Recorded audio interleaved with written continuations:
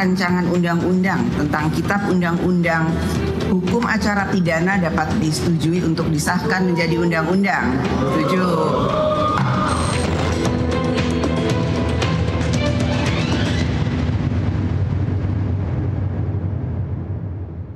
Kita simak dulu pernyataan Menteri Hukum Republik Indonesia berikut ini. Usulan dari perguruan tinggi, kemudian bahwa ada yang setuju, ada yang tidak setuju, itu biasa. Tapi secara umum bahwa KUHP kali ini yang pertama adalah mementingkan perlindungan hak asasi manusia, yang kedua soal restoratif justice, yang ketiga memberi kepastian terhadap dan perluasan untuk objek pra-peradilan. Nah, ketiga hal itu menghilangkan kesewenang-wenangan yang mungkin dulu pernah terjadi. Dan itu sangat baik buat masyarakat, termasuk perlindungan bagi kaum disabilitas. Kan semua yang namanya upaya paksa kan tetap harus lewat pengadilan, kecuali ada kondisi-kondisi tertentu dimanapun itu. Kayak seperti, bagaimana mungkin kalau di satu tempat di Polsek yang di kepulauan, yang pengadilannya jauh, tindak pidananya terjadi, kita mau biarin. Jadi beberapa klausul-klausul yang terkait dengan itu ada pengecualian itu dimungkinkan. Tapi secara umum semua harus lewat itu. Dan tadi sudah secara gamblang ya. Karena Indonesia besar sekali. Besar sekali. Komisi 3 kan memandang bahwa aturan terkait penyadapan itu perlu diatur dalam undang-undang. Itu bukan hanya Komisi 3. Putusan MK menyatakan bahwa untuk penyadapan wajib diatur dalam undang-undang tersendiri. Dan itu sementara kita persiapkan bersama DPR dan pemerintah. Mas Arief, ada komentar terkait pernyataan Menteri Hukum? Iya, apa yang disampaikan oleh Kementerian Hukum tadi ya, Pak Menteri ya. Beliau menyatakan bahwa RJ jadi salah satu hal positif di dalam RKUHP ya yang disahkan hari ini. Saya kira ada catatan serius ya terhadap pemaknaan dan juga pengaturan restoratif justice oleh DPR dan pemerintah. Restoratif justice ini dimaknai tidak tepat sebetulnya dan dilaksanakan bisa dilakukan di tahapan penyelidikan yang mana tindak pidananya saja belum ada begitu ya, masih dicari ya dan masih kemudian perlu dibuktikan, tetapi restoratif justice kemudian sudah diberikan di tahapan itu, dan ini saya kira akan menjadi rentan terjadinya praktek jual beli perkara tidak sesuai dengan semangat restoratif justice yang mestinya memulihkan korban ya, berpihak pada kepentingan korban dan masyarakat. Dan ini justru jadi catatan kalau tadi dikatakan Pak Menteri ini sebagai sebuah solusi ya. Dan yang lain lagi tadi disebutkan mengenai pengaturan yang lain seperti pra-peradilan ya. Saya katakan di awal bahwa mekanisme di KUHP ini, KUHP yang lama itu sebagian sebetulnya sudah terbukti gagal ya. Setelah 44 tahun berlaku, mekanisme pra-peradilan gagal melindungi hak asasi manusia tersangka ya yang kemudian mendapatkan upaya paksa seperti penangkapan, penahanan, penyitaan, penggeledahan, penetapan tersangka yang keliru. Ya, karena baru bisa diuji setelah terjadi dan setelah timbul kerugian. Dan selama ini hakimnya juga itu sifatnya hanya menguji secara administratif dan gagal melindungi hak asasi manusia. Yang aneh kemudian revisi KUHP kan mestinya memperbaiki, tapi justru dipertahankan mekanisme pra-peradilan yang sudah gagal ini. Mas Arief, bukankah mekanisme pra-peradilan itu sebenarnya memperkuat fungsi kontrol yudisial? Betul, memperkuat fungsi kontrol yudisial, tapi problem pra-peradilan adalah post factum, Mas Doni. Ya. Jadi itu hanya bisa diuji setelah kejadian. Jadi setelah ada pelanggaran baru kemudian diuji. Padahal mestinya dalam perkembangan hukum internasional, dan kalau kita mau betul-betul memperbaiki KUHP kita dan melindungi hak warga negara, mestinya di awal. Jadi ketika aparat penegak hukum hendak melakukan upaya paksa seperti penangkapan, penahanan, penyitaan, penggeledahan, itu dites dulu, diuji dulu oleh hakim. Kenapa hakim? Supaya netral, supaya kemudian objektif begitu ya. Apakah memang betul-betul dibutuhkan? Ya, apakah memang betul-betul harus dilakukan? dan memiliki dasar yang kuat, 2 alat bukti yang cukup, misalkan seperti itu. Biar Kalau tidak ya jadi mekanisme yang Iya. tumpul, harus gimana tuh Mas? mestinya kemudian ada yang disebut dengan sistem pre-trial. Jadi sebelum dilakukan upaya paksa diuji dulu. Nah, makanya usulan kami itu pakai sistem judicial scrutiny, Ya. ya, atau disebutnya hakim komisaris ya. Tapi sebenarnya kalau mekanisme pra peradilan juga nggak apa-apa, tapi mekanismenya di depan, jangan di belakang seperti sekarang. Dan tidak boleh hanya bersifat administratif, kan itu sudah terbukti gagal. Tapi malah kemudian masih dipertahankan. Dan kalau kemudian mengatakan menambah objek pra peradilan, ya mau ditambah berapapun kalau mekanismenya tidak adil ya dan tidak melindungi ya akan sama saja. Begitu. Ini persoalan. Oke. Belum lagi kemudian kalau kita melihat pasal yang lain soal pembuktian.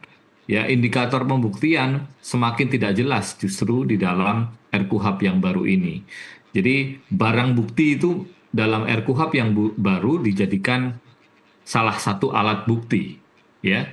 Padahal selama ini barang bukti itu bukan alat bukti. Kemudian alat bukti itu bisa dikategorikan juga apapun yang kemudian bisa digunakan untuk memperkuat asumsi bahwa seseorang bersalah atau tidak. Itu juga kemudian dianggap sebagai alat bukti. Dan ini Siapa yang tidak menentukan jelas sah tidaknya sebuah alat indikatornya. bukti, Mas? Iya, itu akan kemudian jadi sangat sumir, ambigu, dan akhirnya menimbulkan perdebatan dan lagi-lagi yang akan memiliki posisi yang kuat adalah negara melalui penyidik dan juga penuntut umum. Dan ini saya kira persoalan karena tidak bisa diuji. Nah, ini yang kemudian saya kira menjadi persoalan. Dan kalau kita juga memberikan komentar terhadap apa yang disampaikan oleh Menteri Hukum tadi soal pelindungan terhadap disabilitas, ini juga jadi catatan. Ya, pengaturannya tidak standar, bahkan penempatan disabel sebagai subjek hukum itu juga tidak ditegaskan di dalam RKUHP ini. Dan banyak catatan yang lain yang saya kira tidak sejalan dengan semangat kita di awal untuk memperbaharui, memperbaiki, dan memperkuat RKUHP dalam kerangka perlindungan hak asasi manusia. Ya, Mas Arief, saya geser ke soal penguatan advokat. Catatan Anda? Ya, ya, dari sisi penguatan advokat saya kira ada pengaturan yang cukup baik ya, bagaimana mekanisme pelindungan terhadap advokat khususnya hak imunitas itu kemudian ditegaskan lagi di dalam KUHP, meskipun di dalam undang-undang advokat itu sudah ditegaskan termasuk di dalam undang-undang bantuan hukum ya. Tapi yang memang kemudian menjadi catatan adalah bagaimana advokat ya dan juga pemberi bantuan hukum itu tidak dibedakan ya di dalam RKUHP ini. Yang kedua, soal penunjukan advokat ya. Jadi di dalam RKUHP ini ada aturan yang saya kira sangat bermasalah, di mana tersangka terdakwa itu khususnya mereka yang miskin dan tidak mampu ya, dan mereka yang tidak memiliki advokat itu akan ditunjuk nantinya advokatnya oleh aparat penegak hukum. Dan selama ini prakteknya banyak advokat yang ditunjuk oleh penegak hukum ini tidak menjalankan tugas profesinya secara independen dan profesional. Akhirnya kemudian kasus yang dihadapi terdakwa tidak didampingi dengan maksimal dan ya mengikuti saja apa kata atau jadi bagian dari jual beli kasus dan mafia peradilan, begitu ya Mas? Ya, ini jadi kemudian rekayasa kasus dan ya mafia hukum dalam tanda petik ya yang terjadi kalau kemudian tidak ada. Padahal advokat negara ini, pengacara negara buat masyarakat yang tidak mampu ini kan dibayar, digaji oleh APBN kan? Ya, sebetulnya tidak digaji atau dibayar, Mas. Tapi persoalannya memang dibiayai oleh APBN, tapi mestinya dalam standar hak asasi manusia internasional, hak tersangka terdakwa untuk memilih sendiri kuasa hukumnya. Jadi mestinya pengaturannya negara menyediakan, ya, jadi masyarakat bisa memilih sendiri. Dan ada satu klausul pasal yang saya kira sangat-sangat bermasalah, di mana ada hak untuk tidak menggunakan advokat yang dimiliki oleh tersangka dan terdakwa, yang itu bisa dilakukan dengan kemudian kesepakatan dengan penyidik atau penuntut umum. Yang selama ini prakteknya penyidik penuntut umum itu mempengaruhi dengan jalan intimidasi atau apapun caranya supaya kemudian tidak didampingi kuasa hukum. Biasanya dengan iming-iming nanti hukumannya lebih ringan, dengan iming-iming nanti prosesnya cepat atau bahkan dibebaskan, tapi pada prinsipnya supaya tidak membela diri berlebihan dan lain sebagainya. Dan saya kira ini bertentangan dengan hak prinsip bahwa setiap orang itu berhak untuk melakukan pembelaan diri dan didampingi oleh kuasa hukum. Dan Ya. ini justru kemudian bertentangan dengan prinsip itu. Jadi aneh sekali, dan praktek salah selama ini justru dilegitimasi melalui pasal soal advokat.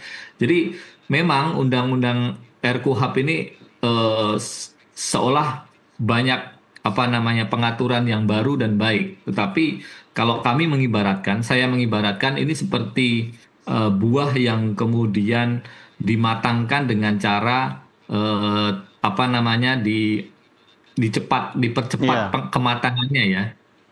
Dan Tidak matang di pohon ya. bahasanya dikarbit begitu Dikarbit, ya, seolah penampakannya itu cantik, menarik ya, tetapi ternyata setelah dilihat di dalamnya itu ada yang busuk, rasanya juga asam. Mas Arief Tidak mau bilang manis. ini barang busuk maksudnya Nah, gitu. Ya, ada yang manis tapi ternyata ya ini dipaksakan. Nah, Kami sekarang lihat PR-nya, begitu. Mas. Ada beberapa pengaturan yang baik tapi tidak diatur dengan komprehensif, sehingga justru malah jadi masalah. Makanya itu yang kami katakan sejak awal. Iya. Mestinya hati-hati. Komprehensif. Kita mendukung revisi KUHP, tetapi yang Iya. lebih baik dong. Ya. Jangan Iya. kemudian justru malah mengatur hal-hal yang lebih buruk begitu. Ya, Mas, ini kan sudah ketok palu nih. Kalau saya pinjam diksi terakhirnya Mas Arief soal ada buah busuk, ada yang bagus, kalau dicampur dalam satu keranjang nanti yang busuk bisa menular ke yang bagus gitu. Persoalannya sekarang PR besarnya adalah sinkronisasi, ya kan? Dengan banyak catatan-catatan yang di awal diskusi kita tadi Anda sudah sampaikan. Apa yang bisa dilakukan dalam upaya sinkronisasi? Kemudian teman-teman Anda dan koalisi akan melakukan langkah upaya apa berikutnya?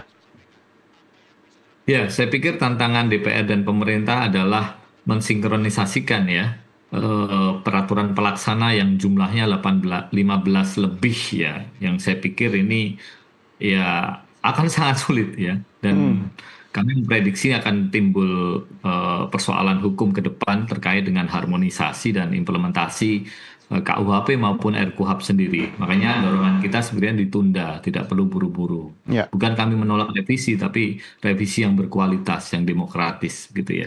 Dan sekarang sudah terlanjur, apa yang harus dilakukan ya sebetulnya kita mengingatkan sekali lagi kepada DPR dan pemerintah sebagai institusi yang berwenang menyusun regulasi, khususnya undang-undang. Mereka masih memungkinkan sebetulnya melakukan revisi ya. Tapi jalurnya juga harus diulang lagi ya, legislative review begitu ya.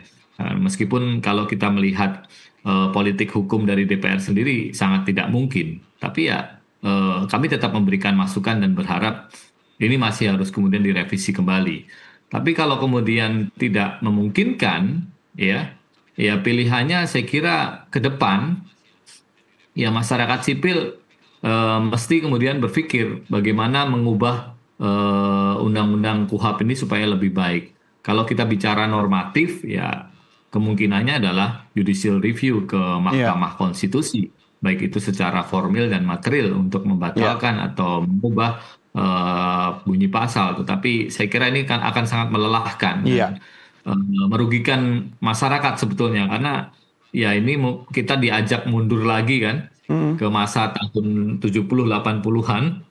Ya paradigmanya masih sama dengan KUHP yang lama, dan ini sebetulnya kan menyusun regulasi itu kan biayanya pakai pajak rakyat ya.